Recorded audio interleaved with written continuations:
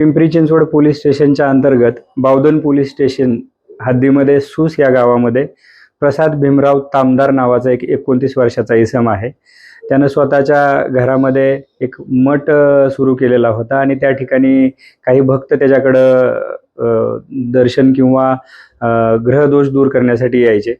तर लघुग्रह दोष आहे असं सांगून जो तामदार आहे हा व्यक्ती त्या भक्तांच्या मोबाईलमध्ये ॲप्लिकेशन डाउनलोड करायचा आणि त्यानंतर त्याचा कंट्रोल आपल्या स्वतःकडे घ्यायचा आणि मग हे ॲप्लिकेशन डाउनलोड करून सदर भक्तांना आपल्या घरी किंवा इतर ठिकाणी जाऊन इतर महिलांशी अश्लील चाळे किंवा शरीर संबंध करण्याची सूचना द्यायचा आणि त्याप्रमाणे तो कंट्रोलिंग असल्यामुळं व्हिडिओ वगैरे बघून घ्यायचा.